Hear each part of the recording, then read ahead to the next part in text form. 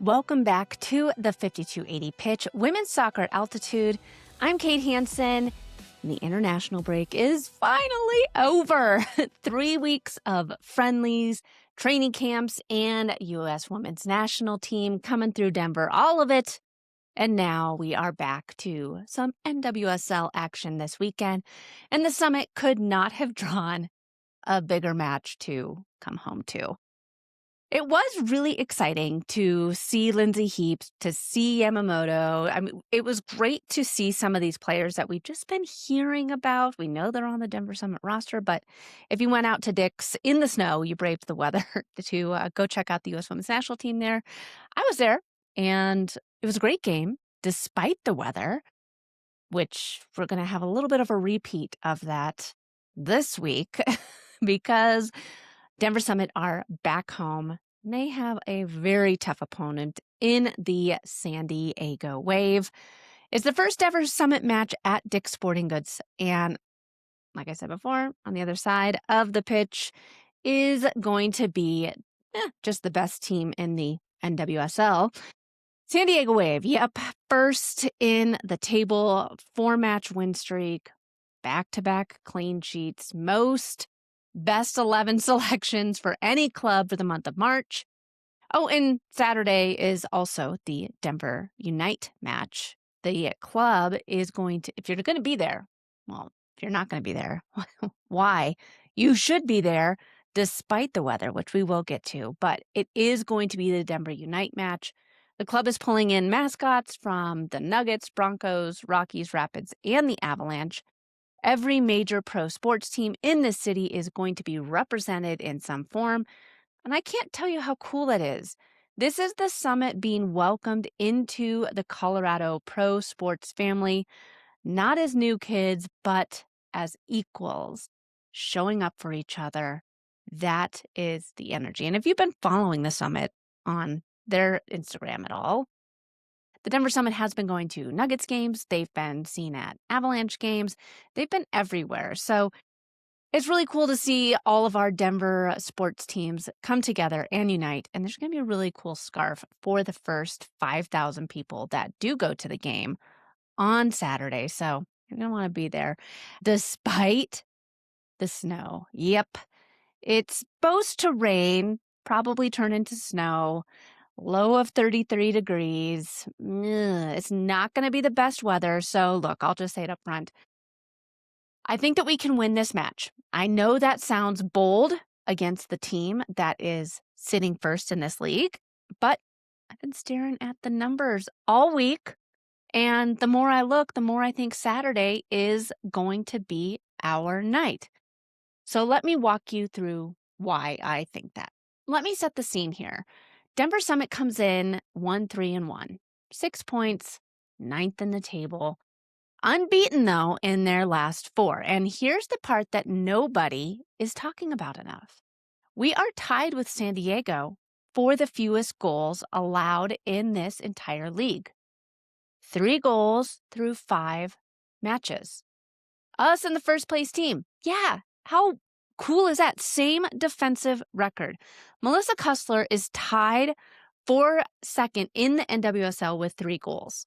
Abby Smith leads all the NWSL goalkeepers. She was named to March Best 11. And I'm going to come back to Abby in a minute because the numbers on her are even bigger than what a lot of people are saying. San Diego, on the other hand, comes in at 4-1-0, 12 points, 4 straight wins. 4 players on the March Best 11.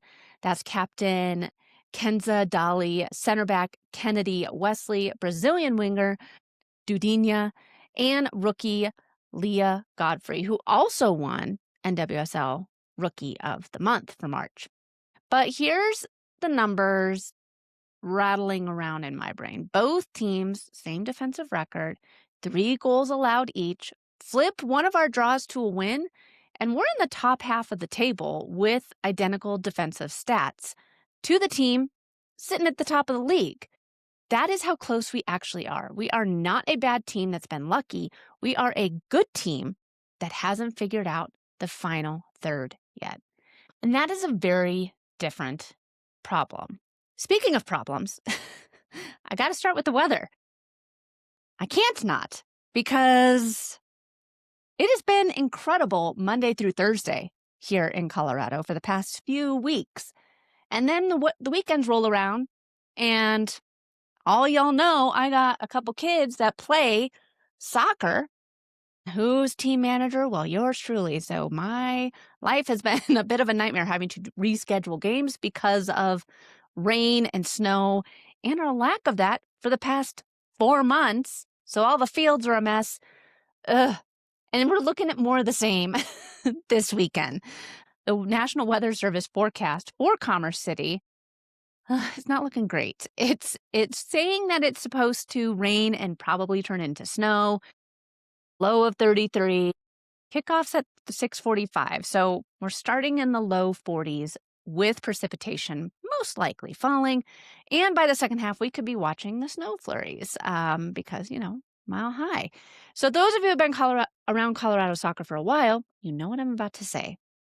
The Snow Classico, March 22nd, 2013, USA versus Costa Rica, World Cup qualifier at Dick's Sporting Goods Park. And it was blizzard conditions. Costa Rica protested the match afterwards. FIFA did deny it, but the USA won 1-0. And that match is still in the conversation every time somebody says, quote unquote, Denver soccer weather. Saturday, thankfully, is not predicted to be that extreme, but it's the same venue, same altitude, same cold, wet, sloppy setup. And here's what I want you to understand. San Diego is exactly the type of team that this weather hurts the most. Eunice Idaval has built the wave around precision. They lead the NWSL in possession. They lead in expected goals. They lead in expected assists. Quick one-touch combinations, patient circulation, technical attackers finding half yards of space in that final third. All that, well, it gets real hard when the ball is skipping off of wet grass, when first touches get heavy, when players are slipping on turns, when your hands are numb. Denver is built more physically. Cushing has said it himself. His philosophy is attacking intensity, speed, and power. And he has specifically recruited for that. Players who can exploit the altitude, players who can maintain a press for 90 minutes. If Saturday strips this match down to a real slogfest, a cold weather, 2 feet on the ground, who wants it more kind of game, that is the kind of match that this Summit team is built for. So I think that the advantage is us, well, at least on paper. And here's a stat that changed my entire read on the match. San Diego's identity this season is that they are a second half team. They wear you down. They circulate the ball for 45, 60 minutes. They wait for a gap, then they strike. Look at when they actually score. So against Utah, the game winner came in at the 87th minute. Against Chicago, 0 first half goals, scored in the 56th and the 72nd minute. Against Boston, 0 first half goals. Ludmilla scored in the 63rd, and Ludmilla specifically, 7 of her 11 goals have come in the second half. So tied for second most second half goals in the league in that span. So that works beautifully in San Diego at sea level, right? And 70 degrees, beautiful sunshine. At Snapdragon Stadium, you can wear teams down because the opponent's legs go before yours do. However, at 5280, in the cold with precipitation falling, the team that's usually wearing other people down in the second half is the one whose legs go first. And that's not just a fan narrative here. That's physiology. That's basic altitude science. Every single athlete who comes to Colorado from sea level gets hit by it. And San Diego's entire game plan is built on the assumption that they are fresher than you are in the 70th minute. Saturday, they won't be. And it's not just the altitude. Their top 3 attackers, Ludmilla, Dudinha, and Gabby Portillo, just flew to Cuiabá, Brazil, for a 3-match FIFA series. Cuiabá sits at 541 feet. 90% humidity, tropical climate. So they went from Sea level in San Diego to sea level in Brazil, played 3 high-intensity matches against Canada, South Korea, and Zambia, flew back to SoCal, and now they're coming to the Mile High City with lousy weather. So it is a nightmare for forwards who rely on explosive pace and high-intensity pressing. That is a huge advantage for the opposing team. The opposing team is us, Denver Summit. So I also want to talk about Kennedy Wesley, because Kennedy was just here at Dick's last Friday, for the U.S. Women's National Team. She has some idea of what it feels like. Those 3 Brazilian forwards who have never set foot on that field at Dick's, never played at that altitude. I think that advantage Summit. So if I'm Cushing, which I'm not, but if I'm coaching this team, my game plan all week is simple. Survive the first hour. Just survive it. Keep it 0-0 through 60 minutes, because if we do that, the match flips. Their legs go, our crowd gets loud, our subs come on fresh, and suddenly we are the team creating late chances. And that's how I think we win this. I expect the Wave to make subs earlier than they'd like to on Saturday. And when you watch the match, count the minute his first attacker comes off. The earlier it is, the more trouble San Diego is in. Our back line, specifically Abby Smith, she deserves her own segment. And this is the stat of the season so far. Abby Smith leads the entire NWSL in goals prevented in 5.05. If you're not familiar with that stat, goals prevented compares the expected goals from every shot a keeper has faced to the actual number that went in.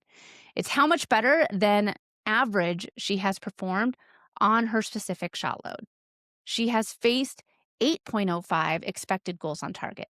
She's given up 3.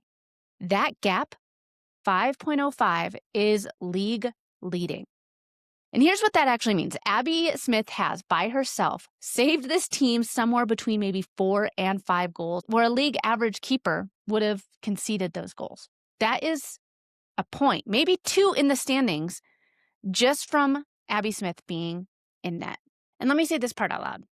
Yes, San Diego has their own high-impact player who we are going to be talking about, but we have a high-impact keeper in Abby Smith. And in terms of actual points added to the table this season, Smith has been more valuable to Denver than almost any player has been to any team in the NWSL. Without her, we are 15th or 16th, not 9th. And that stat is not a hyperbole. It's the math. And that's not all. Save percentage of 88.5%. Leads the league, 23 saves, leads the league, 5 saves per 90, 2 clean sheets, 10.8 recoveries per 90, tied for the league lead. If Abby Smith isn't in the conversation for NWSL Player of the Month, not just Best 11 Player of the Month, the voting is broken. So get super hyped for Abby and the fact that she is our keeper and she's playing some of the best soccer of her career. Next stat I want to talk about, and I'm warning you, you're going to have to sit with me on this one for a second. Kaleigh Kurtz is the first player in NWSL history to reach 10,000 consecutive regular season minutes. 10,000 consecutive minutes. She has not missed a single minute of league play since June 26, 2021. 4 consecutive Iron Woman seasons from 2022 through 2025, and now she's extending it with us. All 450 minutes this season, one of 3 Summit players to have played every minute. Think about what that means. Every center back matchup, every derby, every rainy night, every 100-degree August afternoon in Houston, every cold road trip, every match after a flight delay, every moment where every other player in this league has at some point been pulled for fatigue, a knock, a rotation call. Kaleigh Kurtz has never been that. In an expansion year where chemistry is usually the single biggest weakness of a roster, Denver has the most stable defensive variable in the history of this league. You're not just facing a veteran. You are facing a player who hasn't needed a reboot in nearly 5 years. And she's lining up opposite 3 Brazilian forwards who just got off a plane playing for their national team. She has her hands full, but I have confidence in Kaleigh Kurtz as our defensive anchor. I want to shift gears over to San Diego for a minute because they made a signing last month that I have to mention. March 27th, 2 days before the Waves' 2-0 win over Chicago, San Diego signed Catarina Macario from Chelsea, introduced her at halftime. Largest total value contract in the history of women's professional soccer, period. Her contract runs through 2030, just under $8 million in guaranteed money. San Diego also paid a transfer fee of around $300,000 to pry her out of Chelsea before her contract expired this summer. They're using the NWSL's new high-impact player rule. People are already calling it the Rodman rule, after Trinity Rodman's massive signing with the Spirit, to fit her salary above the $3.7 million salary cap. Rodman's deal was only the record for 2 months. 2 months before Macario blew past it. You might say, okay, why does that matter for us, Kate? A few reasons. First, Macario probably isn't going to play. She's managing a foot injury, hasn't been in a matchday squad yet, so you won't see her, I don't think. But her presence changes the ceiling of this Wave roster. They already had their 3 Brazilian forwards up top. They added Macario on top of that. 4 elite international forwards for 3 spots. Second, the homecoming story. Macario was born in Brazil, moved to San Diego at 12, played youth soccer at San Diego Surf on fields literally across the parking lot from where the Wave train now, 2 NCAA championships at Stanford, 2 Mac Herman trophies, we have our own Mac Herman trophy winner in Jasmine Akey. If you missed her episode, go back and listen to it. It's so good. But back to Macario. She skipped the NWSL to sign with Lyon. She won the Champions League, moved to Chelsea, and now she is home. That says so much for the NWSL that some of the world's top players are wanting to come back and play in the U.S. She's only 26, and she's on the biggest contract in women's sports history. She's here in the NWSL, and the NWSL just continues to get more talented and deeper. And third, this is the part that matters for Saturday. The fact that we can line up across from this team, not just compete with them, but defensively match them goal for goal on the stat sheet, on the ledger. We're playing a match that I genuinely think that we can win. That right there is the story, folks. That says that we belong. We're not just happy to be here. We're here to compete. And for those of you that are going to the game on Saturday, well, if you're going to be there early, you should let me know so that you can get one of these sweet hats. Yes, folks, these have been the top seller on the 5280pitch.com. They are the match day cap. You've probably seen this sweet logo running around. Some of the players have the cool merch. If you want some really neat alternative women's soccer at altitude merch, got to get the supporters hat. Head to 5280pitch.com. And I do have a new secret hat. It's only available for people who are on the newsletter. If you think this hat is cool, you ain't seen nothing yet. The newsletter exclusive hat is not on socials. It's not on the main site. It's just sitting in the shop for people who actually open the emails. There is discount codes if you are on the newsletter. So link is in the show notes. Head to 5280pitch.com. Check out the merch. If you want this cool hat, hit me up on the socials. Send me a DM. Let me know, and I'll bring you one so that you can get it. You can save on the shipping. So I've already paid for shipping. I got a whole bunch. Just let me know if you want to wear it on Saturday, and let's see how many of us spot each other rocking the cool 5280 merch over at Dick's. And if you're not on the newsletter yet, 5280pitch.com, go get signed up. That's where stuff like this drops first. All right, so speaking of Saturday, let's talk about the lineup. Here's who I think that we're going to see in Cushing's 4-3-3. Abby Smith in goal, obviously. Back 4, Carson Pickett on the left. She has been solid, and she has been our best set-piece deliverer. Kaleigh Kurtz at center back, Megan Reed next to her. Reed has stepped in for the injured Ava Gaetino and has been really solid.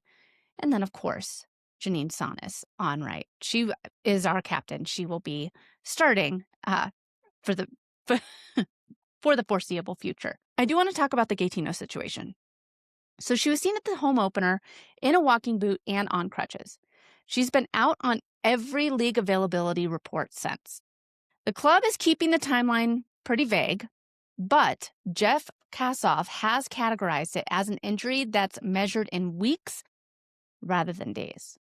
Eva's been posting lightheartedly updates over on the gram and on TikTok saying it's not as bad as feared, but the technical staff is being conservative.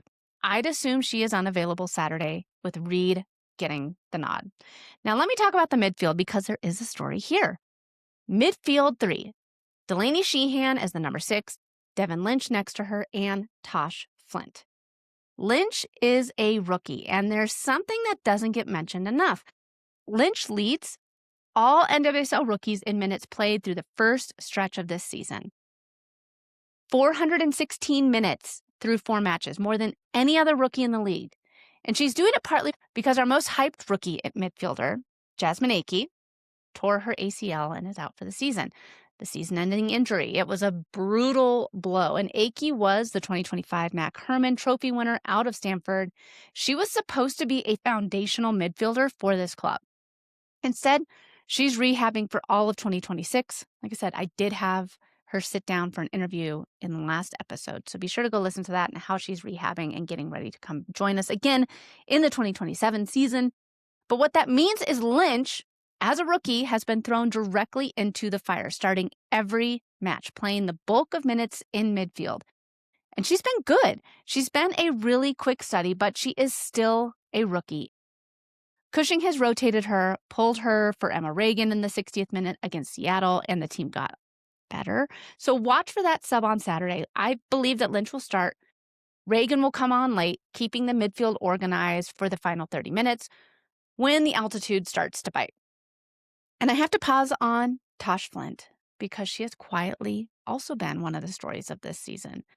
Tash has started every match, played every minute, 450 straight minutes, one of only 3 Summit players to do that alongside Kaleigh Kurtz and Abby Smith.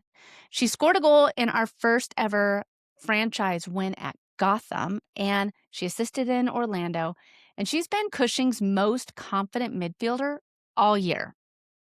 April 17th, Denver made it permanent. Well, somewhat permanent. More permanent than what it was. The Summit turned her Tampa Bay Sun loan into a full 2-year transfer through 2027. She is locked in. And here's the thing. Tash and Cushing go way back. She was a foundational piece of Cushing's Manchester City squad that won the 2014 FA Women's League Cup. When Denver made that transfer permanent last week, they weren't just signing a forward. They were signing Cushing on-field general, the one player on this roster who understands his tactical triggers better than anyone else. In a match where discipline is going to be everything on Saturday, that kind of trust matters a lot. The front 3, Yasmin Ryan on left, that's our creative spark, darting runs, decisive movement, Kussler in the middle, and Una on the right.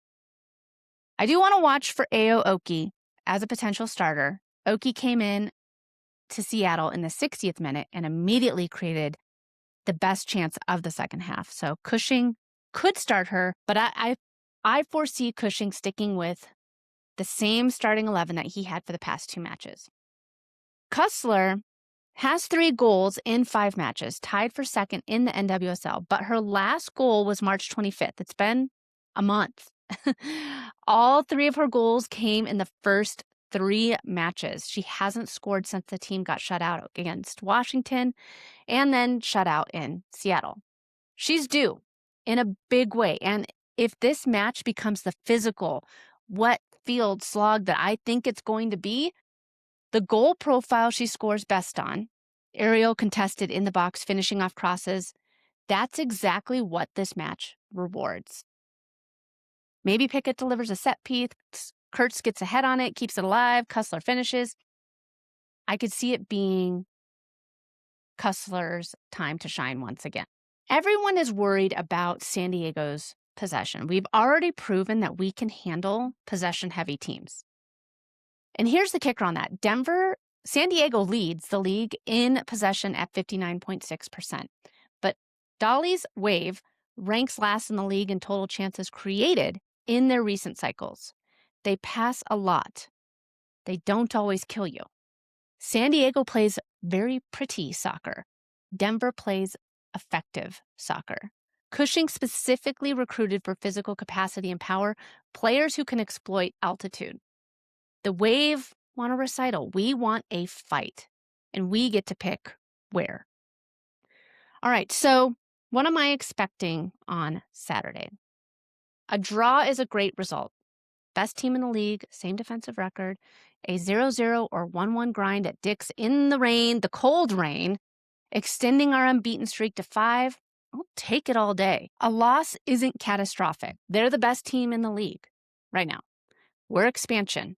We're still figuring it out, but the unbeaten streak matters for our identity. And losing it at home in lousy weather, it would sting. Here's the thing I keep coming back to in the second half scoring pattern. I keep coming back to altitude. I keep coming back to the fact that we've allowed the fewest goals in the league, that Abby Smith is playing at MVP level, that Kurtz has 10,000 consecutive minutes, that Tash Flint is Cushing's on-field reliable general, and that Kussler is due, that Godfrey for the Wave is a rookie playing in the snow for the first time, and that their Brazilian attackers are flying into Denver with 0 altitude acclimatization. I think we can win this. 1-0, set-piece goal. Pickett delivers. Abby Smith with the clean sheet. Dick's Sporting Goods Park loses its mind. First win in club history at Dick's against the team that's sitting first in the NWSL. On Denver Unite Night in front of every major pro sports team in the city. That is the night that I am betting on. And actually, before we wrap, I have to talk about something bigger than this match. Something that I think a lot of people in the NWSL are going to be watching this match specifically for.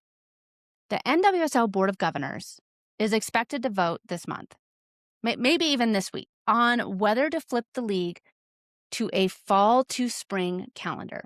So right now, the calendar runs March through November. Their proposal would flip it. So late summer through late spring, starting as early as next season. Yes, 2027. So ESPN's Jeff Kassoff reported this last week. This has been debated on in league circles for 3 years now. A similar vote got narrowly voted down in late 2024. Now it's back. MLS already voted in November to make the same switch starting next year. The Players Association released a statement last Thursday, and they're not happy. So I'm going to say their exact quote. And I'm going to read it because I don't want to mess this up. Their exact quote was, "The right question is not whether the league should flip the calendar, but whether the right conditions exist to do so responsibly. Right now, they do not." So what does that mean? Most players are currently opposed. Why? Cold weather markets, stadium infrastructure, player safety, and which teams get mentioned every single time that this debate comes up?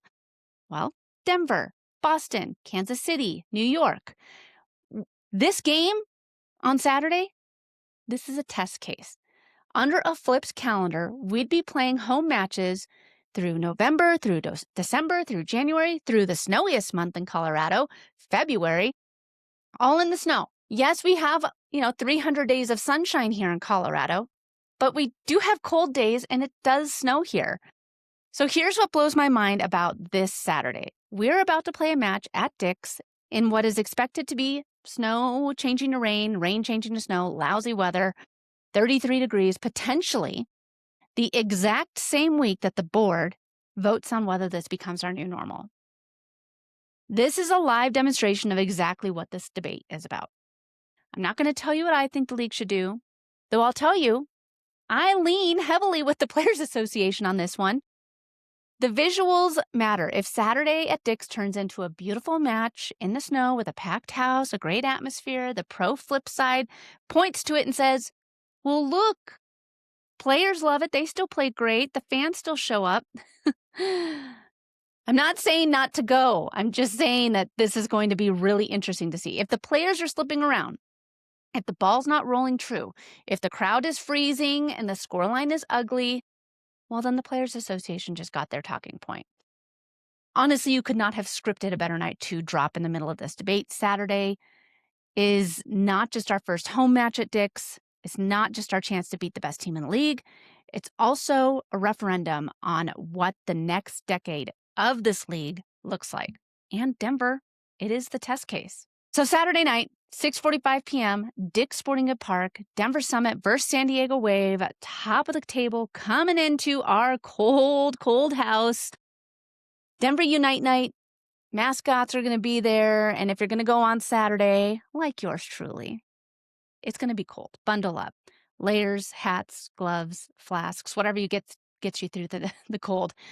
As always, if you love the show, please, please, please rate, review, subscribe wherever you get your podcasts. It helps so much. We reached top 40 on the charts in the United States for a women's soccer location-specific podcast. That is huge, and it's all because of you. So share the show with a friend, share it with another supporter. Let's grow women's soccer here in the Mile High City. Be sure to follow me, connect with me over on the socials. I'm on Threads, I'm on Instagram, jump in on Reddit. I'm over there all the time. Subscribe to the 5280 weekly newsletter at 5280pitch.com. That's where the secret hat dropped, and that's where things drop first. That's where you get special discount codes. And if you want this cool hat, you're going to be out at Dick's on Saturday, you want a hat, send me a message. I'll bring one for you. Save on the shipping. You can get your sweet 5280 pitch hat there and rock women's soccer at altitude. This has been the 5280 Pitch. I'm Kate Hansen. I'll see you all at Dick's on Saturday.